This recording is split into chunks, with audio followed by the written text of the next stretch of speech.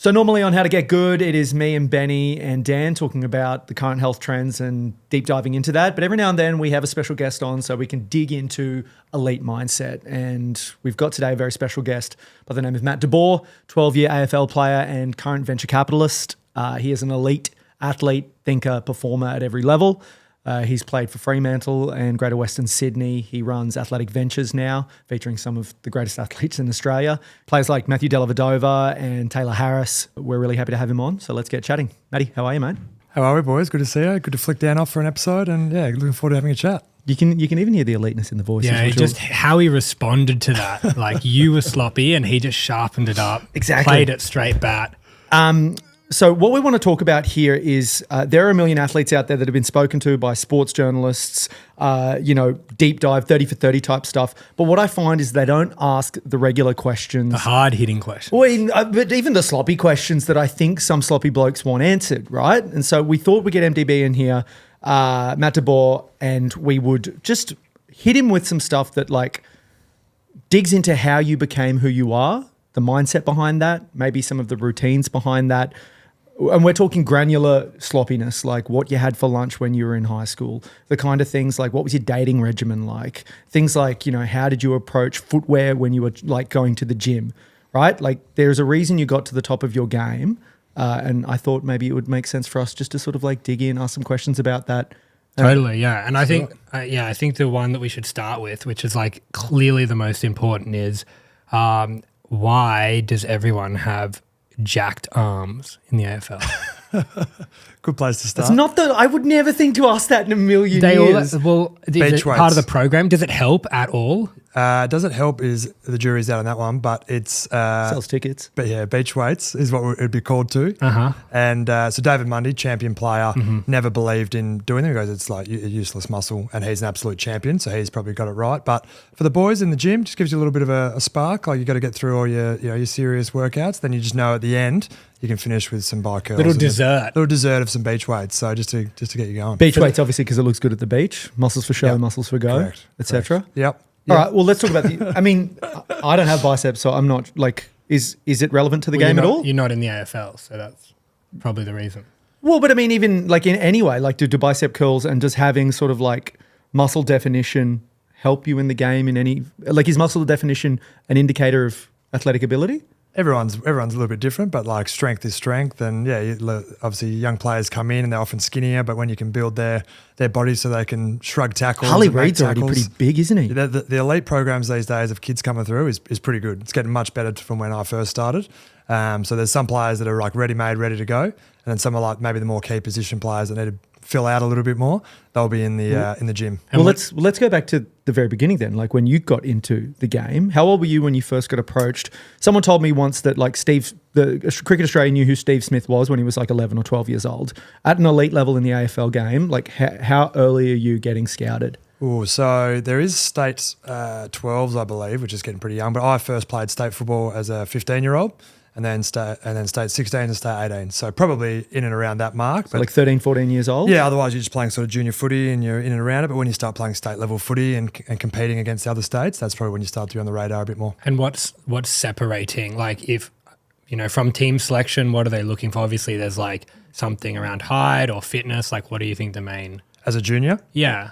Typically with kids, I think it's like they've got at least one or maybe two like really good weapons and then they're bringing to that. Some people are just like, well-rounded players for sure and they just look better and they're fitter and stronger and faster and cleaner and whatever it is. But like if you've got a couple of like key weapons that you can bring to a team, whether it's like, aerial marking or you got elite finish, you get to more contests, you're an accumulator of the footy. Like if you can bring a couple of weapons while you're chipping away at some of those deficiencies, you get going from there. And what were your weapons? I was probably very competitive, contested ball, tackling. That was probably mine. I wouldn't call them weapons, but they may be strengths. Would you call it, is that sort of like, is there an intangible ticker type thing? Say that again. Like an intangible of like, mentality, right? You can't like track that on a 40-meter sprint. You can't track that on a vertical leap. How does that come across? They do have scouts. They have scouts that come out and will watch the game, and also you do like tryouts, and you can often tell like kids that are just wired a little bit differently. Like there is some like natural ball winning bulls, and there's some natural outside players that are often more skillful and fitter and whatever. But you can tell the mindset of a player typically when they've got something And special. so you think maybe just to dial in on that competitiveness, that was maybe where you got a lot of edge in the beginning and then maybe that sustained through your career? I think so. I think growing up, I was like always okay, like just to put that out there. But I always sort of felt like I was like second best or like third best or like fourth even, but like close to the top. And therefore like was always like chasing to be the best or like to get there. And so that drive to be like you're close but not quite there, I think really sustained me through. There was always someone that was talked about that was better or whatever. And I was sort of happy to like put in the work to try and chase them. So the chip on the shoulder mentality, A little bit, yeah. sort of A little drives bit. people without that God-given ability? I think so. I think everyone's wired a little bit differently, but like for me, that probably sustained. I did want to just be great as well. Like I was easily motivated. I loved, like I watched Rocky Balboa like 100 times. Remember the Titans. I loved like motivational movies and just like I'd be the kid in his room doing push-ups and doing like going for extra runs. Wait, hold and on. doing that sort of Okay, what do you mean you were the kid in the room doing push-ups? Like just day to day, you were sitting there. At what age were you doing that? like young, like like 9, 10. Like Jesus Christ! So- at 9 years old. So like so competitiveness is like translating into this general giving more everywhere, chasing the leader, that kind of thing. Like what are some more of those examples that would differentiate you from the pack from a sense of like from a source of that competitiveness? So like you staying in the gym later, are you every run, are you running harder? Like are you imagining some person that you're trying to beat? Yeah, what does that experience feel like? So like, you watch the Rocky Balboa and the emptying out. So like, typically I'd go for a run and just make sure I'd sprint the last 200 meters and then it'd be 250 and then be 300 and then be sprinting a 400 home or like whatever it might be. So I think you're always just trying to find your limits, and something you learn early as an elite player is that things don't get easier. You just can achieve more or expect more from yourself. So like to give you an example, you do a time trial when you come in as a young player and like say 3 kilometers was our test at the time, and I might run like 11 minutes when I first got there, and I used to be like, oh, I'm pretty fit and whatever, and you quickly realize that is not fit and that is not elite. But that was hard. I was like, that was so hard. But then you build better habits, you build, you get better at your diet, your strength, your fitness, etc. And then I end up training with Tendai Mzungu and my brother, who are much better runners than me, and they pushed me. And then my PB was 9:58, like on grass, not track. Don't want to be comparing track. But that was hard, and it's always hard. You just expect, and you can get more output from that. So I think when you come to grips with like high performance or like sport or whatever is hard, and you go, that's okay, but you'll just get more out of yourself over time. So your relationship with hard or tough or, hurting has changed over time. Yeah, I think so. I was always okay with it, and then just got more out of myself as I like continually improved. I enjoyed hurting myself. And do you have something like, if you're doing a big run or a time trial, it sounds pretty hectic. Like, what are you saying to yourself in the middle of that thing? Like, how are you giving yourself that extra push as you're getting into like the final K or, hundreds of meters or whatever it is? Typically it's like I've done the work. And so like you do like, even like as you get older, mental visualization and these sort of tools that you do going into the race, like it would be that like you've take confidence from that you've done the work, so that when it's performance time that like you can anchor to that. But big believer in like you've got more to give than you think, and people don't often find that moment. So just tapping into the fact that like I have got more, my brain's just trying to conserve energy, like push that barrier and enjoying pushing that barrier. But then like anchoring in and knowing all the work that you've done in training to lead up to that moment. Do you think that there is an archetype mentally for an AFL player? Like, is there a slob and a lazy bastard like in every club? Or are there a few that have just gotten there on their God-given ability and then they learn to be hard workers? Or do you think... Or get forced out or something? Yeah, like do we miss out on seeing those players just because it's a 1%er game? And if you don't have that chip on your shoulder, psycho drive, you're never going to make it? I think there's a difference between like 99% and 100% that is like stark, like it's enormous gap. So I think a lot of people give like 98, 99%, but those that give like 100%, like those become the elite players. So those that give the 98, 99, they stick around, they might have okay careers, but they don't like achieve their full potential, I think. So all types of players get drafted. We often talk about it being like a revolving door of talent. Like you get drafted because you've got talent, you've got something that we think we can mold and craft and whatever. Whereas like a lot of talented people are out the door pretty quickly if they're not maximizing their talent through all the effort, through the learning effect, through all the resources that you're blessed with at an AFL club from there. So then it's on you to maximize that. So getting to the AFL, obviously incredibly difficult, but let's march back to maybe 15, 16. What did a day look like for you? What was a normal day? And you don't have to like be like, oh, if a regular school day, right? Like, are you getting up early to train, or are there days where you're a normal kid?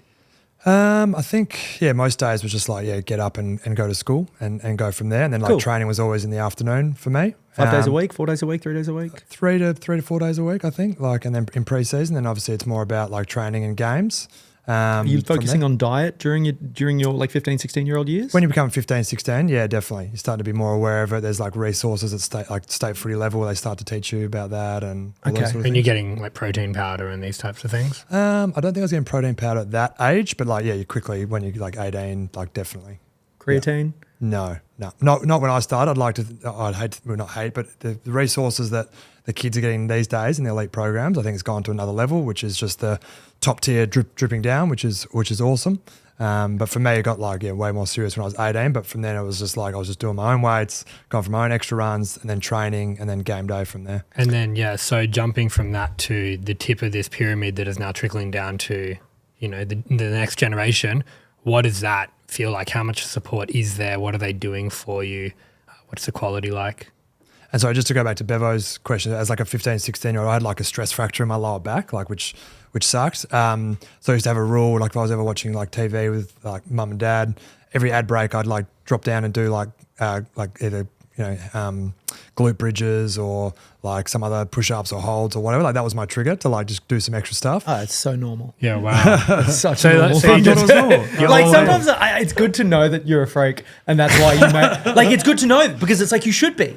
Like it shouldn't just be that you decided that you were going to be a freak. Like you have to be built different, right? And like I think what we're trying to get to here is like what can I take away from your mentality or your process that can maybe sort of like help me in my quest to getting good. Yeah, I love that gamification. It feels like that you've like tapped into a little bit here, which is like, oh, you've got a thing, you have a goal, you're trying to make it more engaging with yourself, and it feels like that you just had, maybe were able to implement that from a very early age. Yeah, I think people and like high performers and like we're dopamine beasts. Like we want the sense of achievement. So if you can break that down into any smaller component and have a win at some like micro level of a habit, that ends up making you a better player. So like, I had a stress fracture. It's held me back from being a great player. I need to get my back right. I need to make my glutes strong. I need to do my figure fours at ad time. So, and that helps like, I guess, ladder up to being a better player athlete over time by breaking down those micro habits. Where else did the competitiveness come out? Two older brothers, I think, helps, and like one younger brother as well coming for you. Parents are school teachers, so I think naturally I was always sort of competitive as part of it. But then whether it was at like school and comparing like grades, I'd hate to. Grades, it came big out. Time. Yeah. Or did it come out everywhere? Oh, probably everywhere. Yeah, I think people like would call me like intense, and I was like, oh my god, am I intense? Like that sounds bad. Crazy that people said that. Sounds bad. Yeah, the guy who does ass clenches during the ads on Wheel of Fortune. That's crazy. Like, did you find? I'm doing Kegels but that was right a surprise to me at the time because that's just sort of how I like. Were your brothers like that? Yeah, I think so. Yeah. They played like my oldest brother was a late middle distance runner, and he trained like harder than anyone I've ever seen, and so. Like that was professional. That was like pushing the limits. And then my other two brothers were both handy at footy as well. Where do you sit in terms of the best team from 95 versus the best team of today playing each other? Do you think the benefits of like the style of play back then versus the benefit of like the advancements in everything, where do you think that sits? Ooh, good question. I'm probably biased, but I think like, so when I first started. Well, let's say 15 years ago. Yeah, well, when I first started playing for the Fremantle Dockers, there was like, you'd go out to training, there might be like 4 GPSs and it's like, oh, please don't pick me, or like, or like there'd only be a certain amount that would do that. Flash forward to these days, you roll out, every single person got a GPS, every training, every game, you're weighing in, just the elite, like the professionalism and the capability and the time trials. Like, I just think it's improved. And then the style of like play and just how fast, hard, the players of today are. I think they would win if there was a. The conditioning, right? Everyone's fitter, stronger, heavier, leaner. Like, would you say we're losing some players based on the pressure put on them now, though? So we're missing out on what could be generational talent that the pressure and the magnifying glass that they operate in like pushes them out. Can you be a generational talent if you don't? That's what I was about to say. Like if you're building like the perfect player, like their ability to learn, handle, thrive under pressure is critical as part of it. I found quite interesting like that unshakable mindset. So my experience in my life, like there's sometimes a very robust and strong like infrastructure that essentially supports your life. When something happens that is actually cataclysmic and that structure is suddenly challenged, the fall from an unshakable mindset can actually be extra hard and challenging, which I think, you see in professional sport all the time. So I guess like maybe like, to make that specifically a question, like when have you had like, a hard thing in your career, and then, what happened directly after and how did you kind of get back? So I got delisted in 2016, which essentially means you're let go by the team. You're told you're not good enough. They don't want your services anymore. And there was no like guarantee that I'd ever play again and all those sort of things. So that was probably like a moment. It's easy to talk about it in reflection, but at the time it's like, oh, I think I'm good enough to play. I got dropped to the twos that year and we won a premiership with some of my most favourite teammates, Tendai Mazungu, Zach Clark, Alex Silvani, etc. I'm really proud of that. But it was like a moment of like, oh, I need to like put my CV in order. I need to like start thinking about the next phase. But I felt like I wanted to keep performing, so just made sure I kept like training and was ready, and told the manager to get to work and find me a new home. And that sounds. Can I just say that's insane, right? Like you got delisted and you're like, no, I think I deserve to be there. Like just at a mindset level, that's wild. Like if I got let go, I'd be thinking I'm not worth it. Yeah, was there ever a chink in the story you were telling yourself there? Like, definitely, I'm human like everyone else. Like you have these moments of like self-doubt and it creeps in and whatever. And that's why I talk about before, like that internal belief piece is critical. Whereas like that was like a result, right? Let's call it, that was a feedback loop. I got let go. And then I go, well, what can I control to take me to where I want to go? It's like, oh, still train. How old were you when this happened? 26. I mean, that's still, fuck, I'd die to be 26. That's young, right? And you've established that you've just been let go from your footy club. Your future income has been thrown into question. And to be honest, like I don't hold it against them. Like they've got to do what they can. It's a business, etc. It's a business, etc. Oh, fucking, you can have a little bit against. No. But what's interesting is like fans might tell me now, like, oh, they made a mistake. But if you ask them at the time, would they have said that? I don't know. But it's on you as the person to make it look like a mistake in retrospect. Yeah, and so I mean that's another chip on the shoulder. You get so I mean you get dropped. You have this shake in kind of your story, and then you reframe it into like, no, fuck it, I'm going to do it. I'm going to get back there. When you looked at what you were doing, taking back to that, like that micro habits or how you've deconstructed, into the micro kind of things that you need to build back, what changed and how did that change you as a player? And then how did you get back to where you needed to go?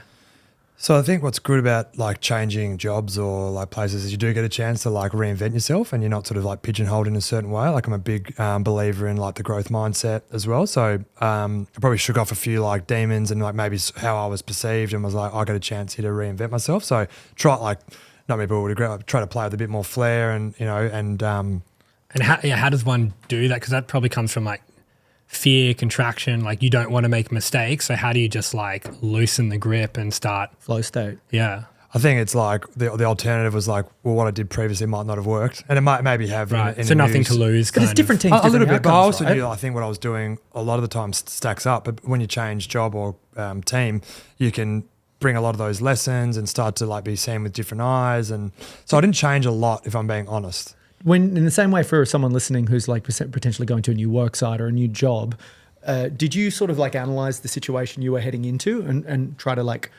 pre-plan your best role, or did you wait and talk to the coach and find out like what they wanted from you?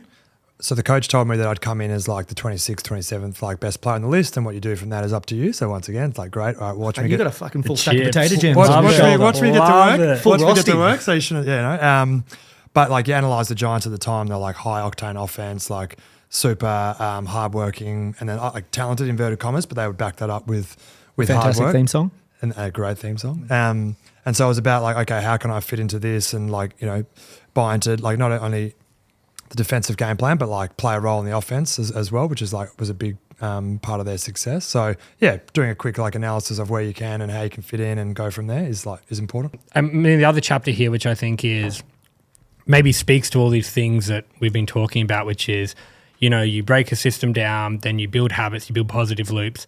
Like you changed industry, right? And so that was from elite sport into VC, so venture capitalism. Not a whole lot of crossover there. And, you're going from, And then you're going from, being one of the best in the world at something to a new industry where people, maybe you're 10 years behind, people have gone through, different jobs that have led to more exposure to investing, that kind of thing. Like, how did you start again? What did that feel like, and what qualities and, habits did you pull from your career that have really aided you in that next chapter?